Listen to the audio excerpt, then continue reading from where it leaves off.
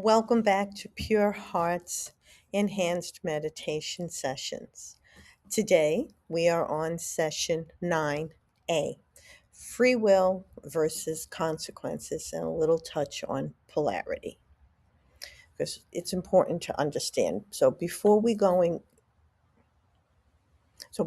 going into free will versus consequences, let's explore creator, which we touched on in our last session, child of creation, and how this will have meaning and understanding in our meditation.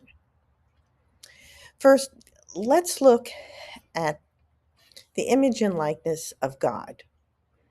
We hear that we are created in the image and likeness of God, but this does not mean physical gender.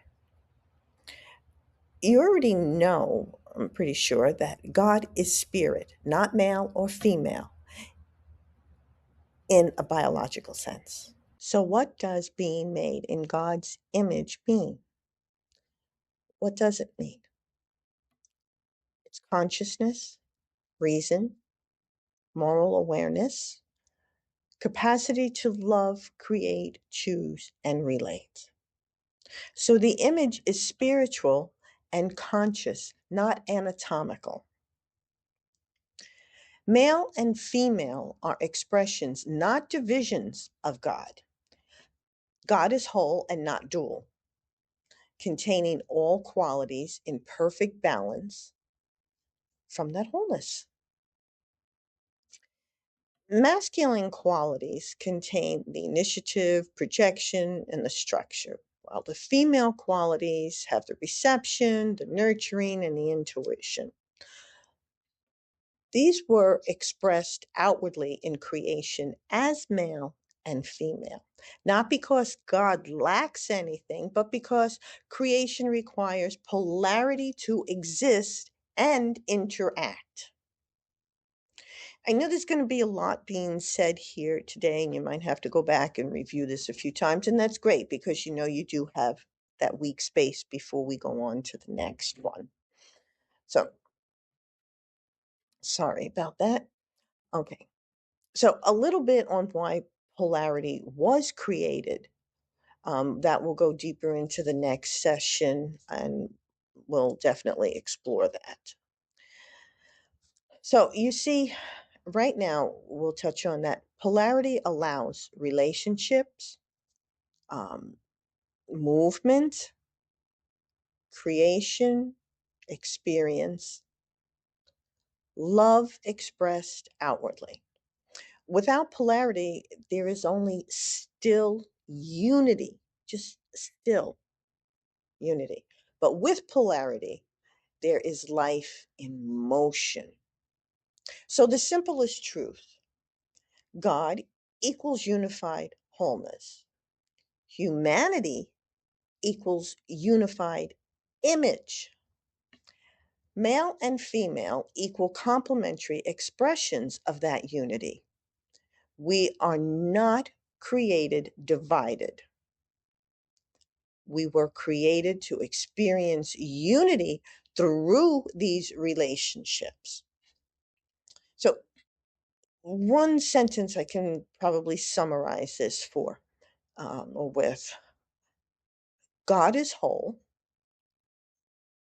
Humanity reflects that wholeness, and male and female are the lived expressions of divine balance made visible in creation. Let me see if I can repeat this again. God is whole. Humanity reflects that wholeness, and male and female are the lived expressions of divine balance made visible in creation. Now, we're going to touch now with this free will. And free will is part of being made in God's image, because free will is choice. And To choose, it means awareness of options, the ability to decide, moral responsibility. This reflects God as a self directing, conscious being, not an automatic force. If He forces us, how can that be a true loving God? If we are forced, there's no free will. That's evil. So, why, we ask ourselves, was free will necessary? Because without free will, love would be forced, obedience would be mechanical, relationship would be meaningless. But with free will, we have authentic love, genuine relationship, growth through experience. Free will does require perspective, contrast, and interaction. The male and female creation were given the rational awareness, emotional learning, the ability to emotionally learn. We have the creative tension and then the moral choice. Free will cannot exist in the sameness. Free will and consequences, that's the part that matter. Free will does not mean God approves of all action. God prevents all harm. God interferes endlessly. So it does not mean that. What it does mean is that God allows experience. God allows learning through the consequences, because the consequences are our teachers. And are we going to fall back into that same hole again? Or are we going to walk around it? Or are we going to just walk now and it's not there anymore, that hole? God does not violate awareness by force. This is important. Consequences, again, they are not punishment. They are feedback. There are lessons. God does not punish to control. God allows consequences to teach us. Yes, it's true. I've got the hiccups. I validate that with the hiccup. I do get hiccups a lot. Oh, I know, because of the talking. Okay, so we hear these consequences and we hear the wrath of God. Um, so let's correct this understanding. Wrath is not rage. Wrath is withdrawal of protection when free will insists on separation. God does not attack. God does not retaliate. And God does not chase endlessly after free will. We have those choices. When alignment, free will, is rejected, order collapses, chaos increases. Then suffering teaches what separation feels like. And there goes my heart. I just felt that deep pain from suffering teaches what separation feels like. Those are the consequences. Wrath is not inflicted, wrath is experienced. Perhaps another word of consequences.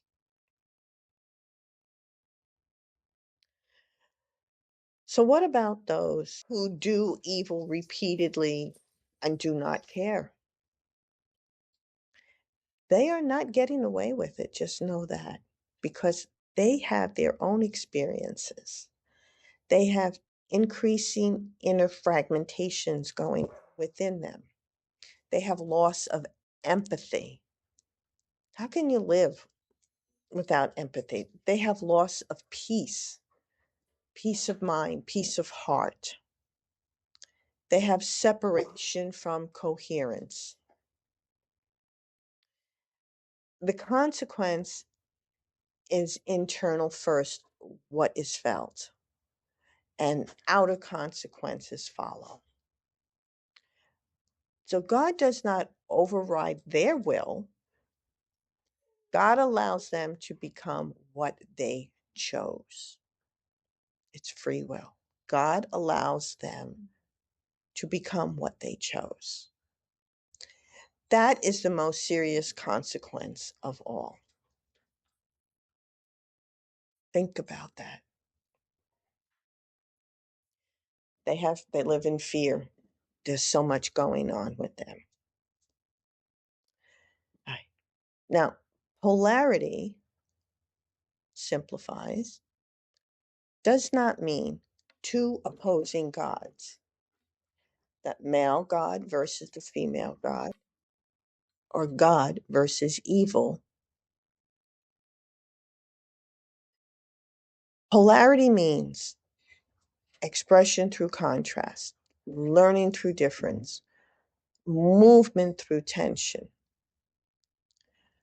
God is balanced beyond polarity. Creation operates within the polarity. So, as a quick clarification on what we sometimes hear as above, so below, note that this does not mean that God is male and female. Heaven has gender. Energy is divided into sexes. What as above, so below means is that it's the inner state. The inner state reflects the outer reality. Consciousness shapes experience. Order within creates order without. Order within creates order without. The human mirrors divine order through awareness, not anatomy. It's the awareness. Free will does not mean separation from God. Free will operates within God's creation, not outside of it.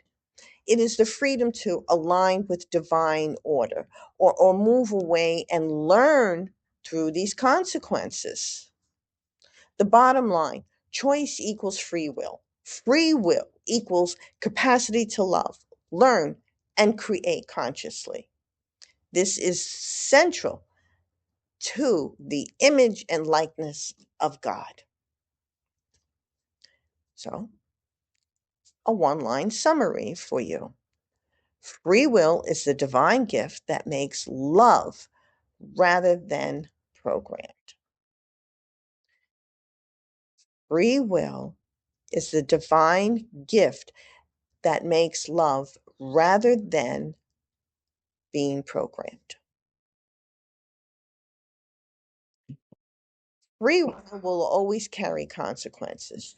Choice without consequences would be meaningless. Consequences are what make choice real. Consequences are not punishment. They're not punishment. They are cause and effect, feedback, correction, learning. God does not need to punish. What true God with love, all loving, in his children that were created through his image and likeness would punish us, give us free will, and then punish us? Does not make sense. Does not make sense. Again, God does not need to punish. Reality itself responds to our choices, our consequences, our choices. So, why are they necessary consequences? Because they teach discernment. They shape our character. They reveal our truth. They bring us growth. More importantly, without these consequences, there is no wisdom. It's only impulse. Divine love and consequence coexist. Love does not remove consequences. Love allows experience so learning can occur. That's what love is allowing that growth, allowing that learning, allowing those lessons, allowing life those life changes. The simple truth is free will gives us freedom. Consequences give meaning. Again, a nice little summary here. Free will is the power to choose. Consequences are the teacher that follows those choices.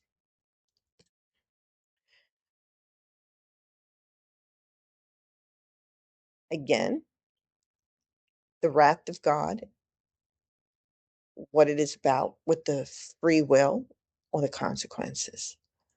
So I give you a little simplified. Wrath of God is not emotional range. In scripture, wrath does not mean God loses control or becomes angry like humans. It means the active consequence of moving out of alignment with divine order, the withdrawal of protection or harmony. You see, wrath operates through free will, like our consequences. God does not force obedience.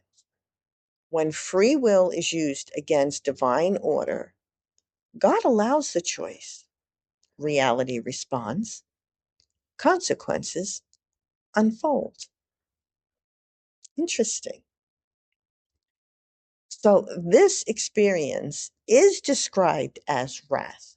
So, wrath is not revenge, it is exposure. Wrath is what happens when light meets darkness, truth meets distortion, order meets chaos. The discomfort is not caused by God's cruelty. It is caused by misalignment. So why does scripture use such strong language? Because consequences are serious. Strong language communicates moral weight, responsibility, the cost of rejecting truth. The simplest way to understand it is free will chooses, divine order responds. The experience of that response is called wrath. Simply noted. Again, the wrath of God is not God turning against us. It is what we experience when we turn away from divine alignment and meet the truth of our choices. Gender belongs to the body, not the soul. The soul is not male or female. Gender is a vehicle for incarnation, not identity of source. God is whole and non dual. Male and female exist so unity can be experienced through relationships within the physical world. We were spirit becoming physical to experience so we can become better spiritual beings. God forced someone to change. Think about this for a moment. If he took away the free will or told us or gave us all this wrath or this punishment, it's ourselves doing all this from our own choices. Choice would disappear. Wouldn't be what it is. Growth would be artificial. That would contradict the very gift God gave us, free will. You see, God continually invites us. Again, He never forces us. He offers us awareness, consciousness, insight, opportunities to change, grace to return. These invitations come from many forms and come to us many times. Now, on the opposite end, at some point, refusal is honored.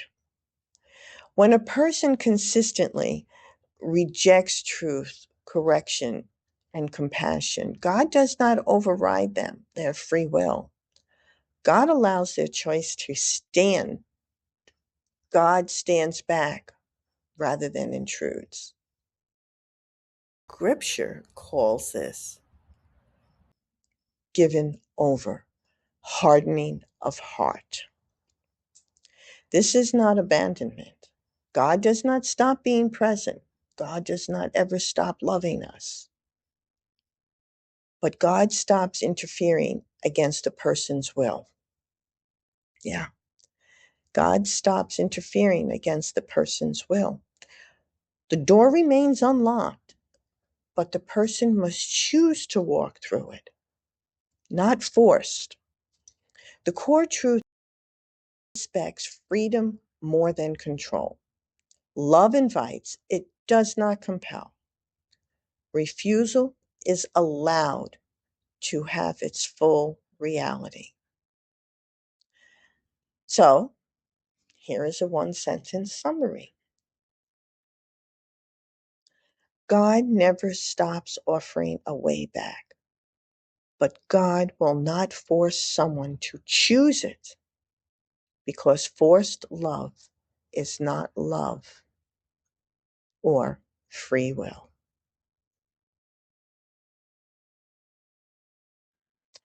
Now, keep in mind that everything that we talk about here is not religion. I'm not preaching religion. I am here discussing our spiritual being, our spiritual growth, and everything that is connected to meditation and how we can improve in our physical being while in this physical world to enhance our spiritual self, to assist us while we were in this physical world.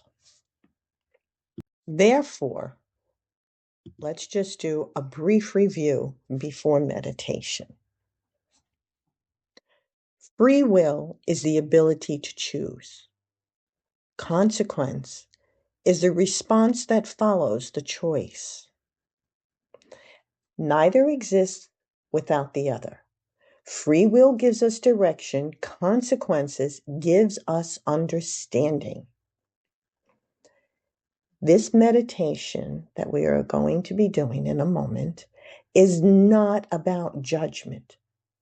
It's about awareness. Keep this in mind. So make yourself comfortable. We will be doing our clearing and so forth. And then we will go right into the meditation.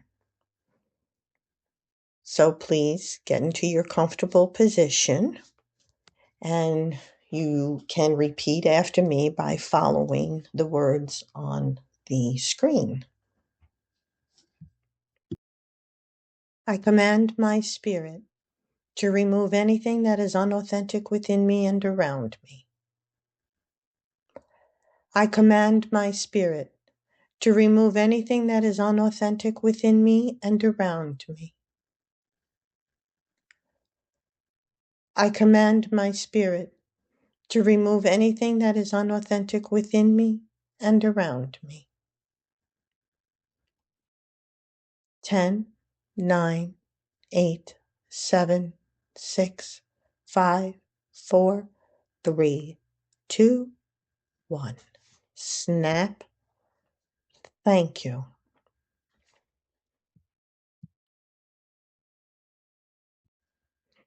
Now that you are in your comfortable position, let us go into our breathing. As you breathe in through your nostrils, inhaling all the way down past your throat, down into your lungs, filling your lungs, down past your waist, and down into your lower abdomen, feeling it, expressing it. Hold. Release now by pushing inward and exhaling, going in reverse. Up, up, up, and out through your mouth.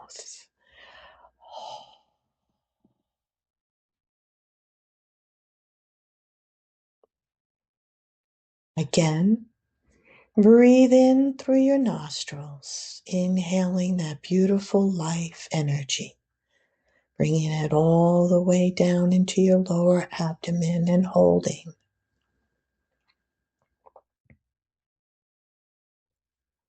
Now release in reverse and exhaling through your mouth.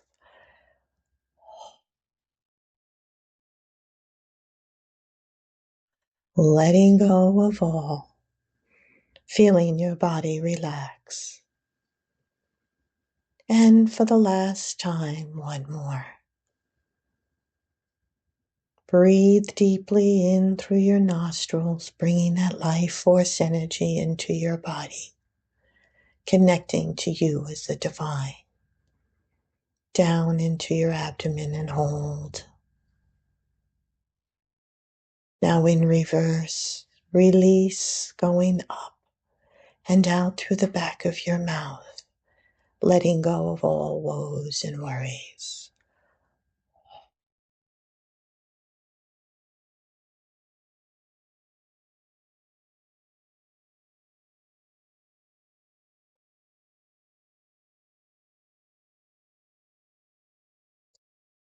Now focus on your basket and letting go of all your thoughts, anything that's left within you after your deep breathing.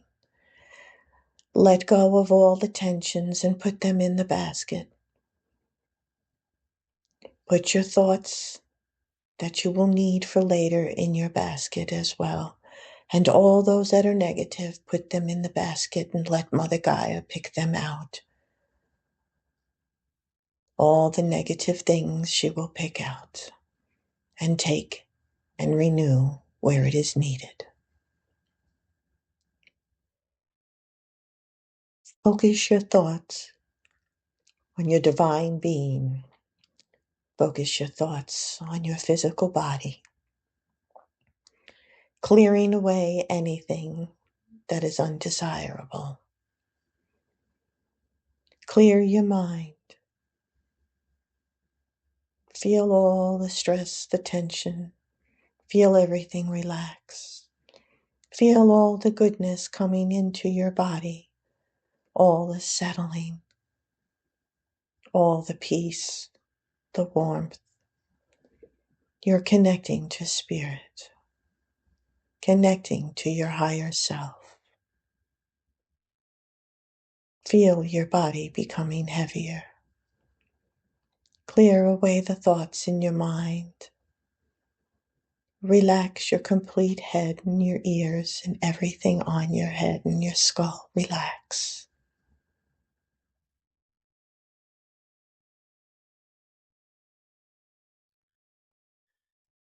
Relax your neck and shoulders, feeling the weight of everything moving down into your body and out your feet into Mother Earth. Feel the weight of your arms becoming weightless in your hands and your fingers. Feel the weightlessness of them, how comfortable you are becoming, how you can almost not feel yourself in your physical body. Everything is just weighing so comfortably. Everything is letting go.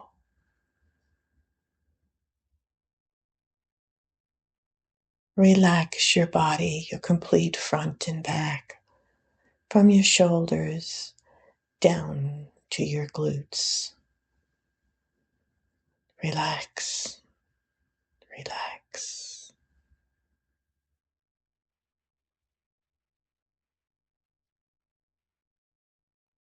Now feel your legs from the top of your thighs connecting to your body down to your ankles. Relax.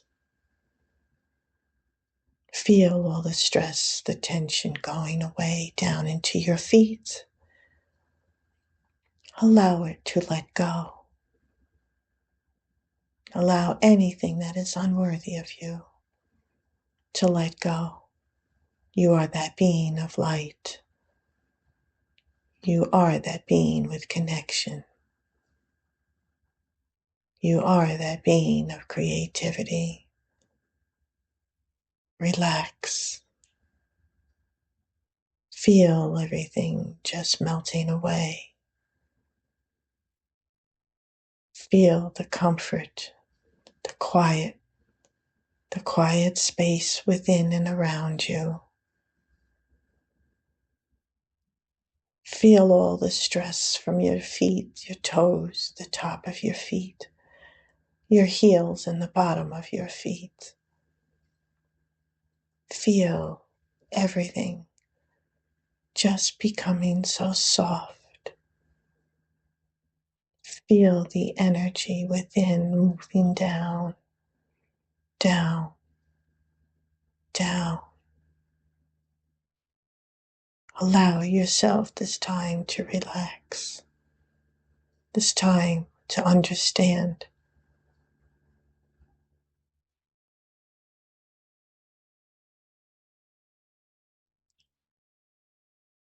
As we move into our meditation, just sit and relax.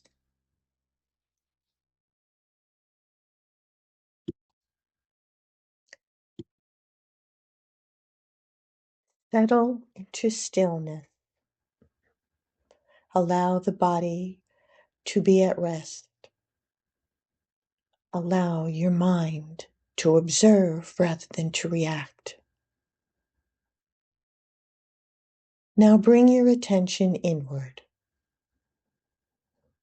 Become aware of the simple truth. You are always choosing through thought, action, silence, and intention.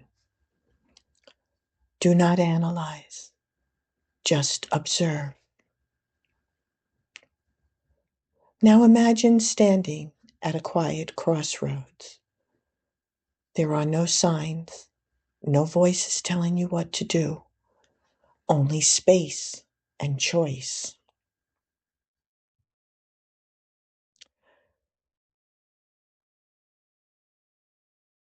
Notice how it feels to stand here. This is free will. No pressure, no force, only responsibility. Now imagine choosing a direction. Watch yourself take a step. As you move forward, notice something important. The path responds to you. The ground beneath your feet changes.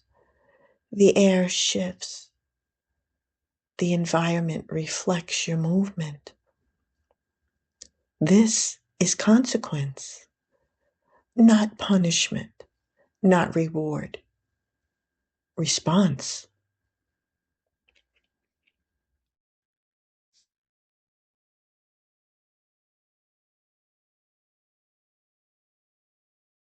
Now return to the crossroads again. Notice something new. Each choice leaves an imprint, not on the world alone, but within you.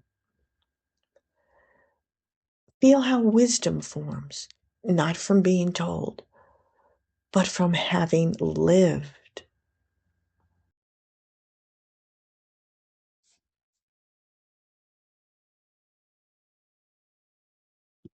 Now, bring your awareness to your heart. Understand this clearly. You are never abandoned in choice, but you are never spared from the truth. Love allows freedom. Truth allows learning. Let this understanding settle. Free will shapes the path. Consequences shape the soul. Together, they refine the spirit.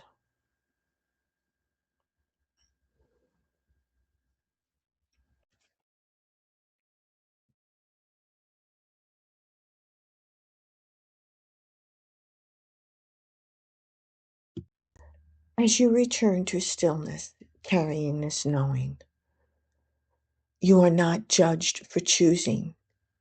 You are educated by experience. Every moment offers alignment. Every consequence offers clarity.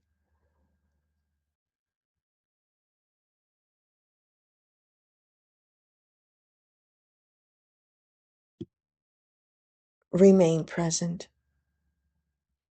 Remain aware. Remain willing to learn.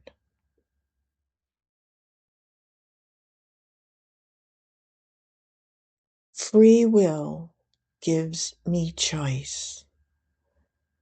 Consequences give me wisdom. Together, they guide me back to alignment.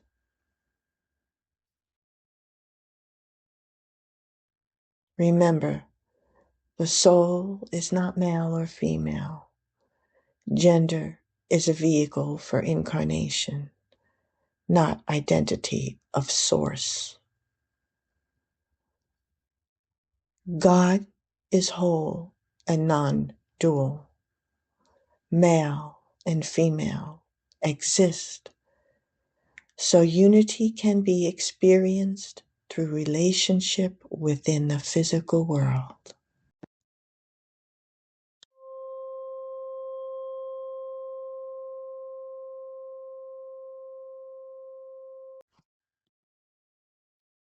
I hope this session has brought some clarity to you regarding free will, consequences, and a touch on polarity. Join me next week as we explore and meditate on where the human becomes the meeting place. In the meantime, please donate with Venmo or PayPal. It would be greatly appreciated. Please follow, share, and like. Love, light, and acceptance till we meet again next week.